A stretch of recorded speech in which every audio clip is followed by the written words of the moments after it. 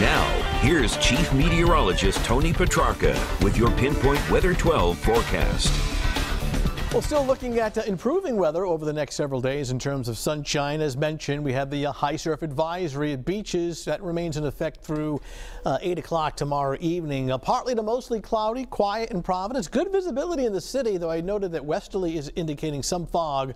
So patchy fog along the coast overnight through early tomorrow morning. Temps in the upper 60s in most locations, though Taunton slightly cooler 62, New Bedford 64, and here in Providence we're holding at 68 degrees. So quiet for tonight. Early in the morning, some leftover clouds and fog, but the trend will be for the clouds to thin to some sunshine by mid to late morning, starting off in the upper 60s, and we're looking real good tomorrow afternoon. More in the way of sunshine than what we had today, a little milder.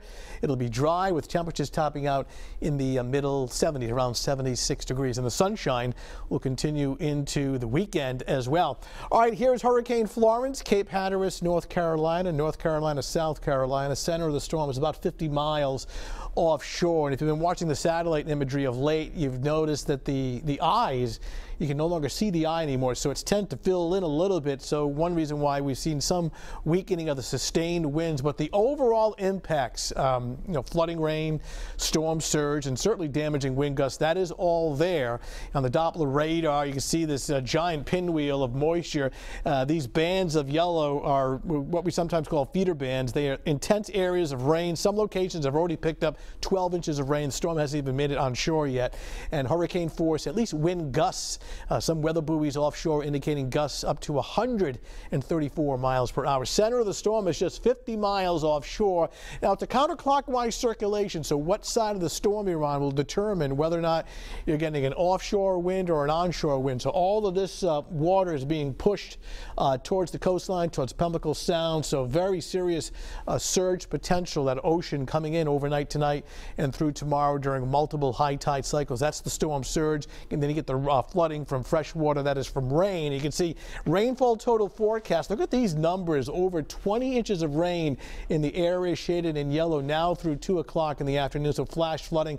And because the storm is moving so slowly, the hurricane force winds in red now extending through at least Friday evening, though it does start to shrink a little bit in size.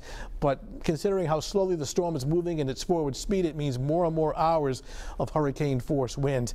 The storm surge warning continues for the coastline as that water continues to pile up during high tide cycles, and this area shaded in lighter green indicating where some of the most severe storm surge will take place. Waves offshore obviously very big, and those swells continue at this hour to work into the southern New England waters, and that's why we have the high surf advisory, the big rollers and the swells at the area beaches, along with rip currents. Be careful at the beaches. 7-day forecast showing improving weather. Nice weekend, a little warmer. Monday looking good as well. Showers and thunderstorms on Tuesday, actually remnants of what would be once Hurricane Florence. It won't arrive here as a storm, but some tropical moisture and temperatures in the lower 80s. Rough surf again for tomorrow. All right, Tony, thanks. Coming up next on Eyewitness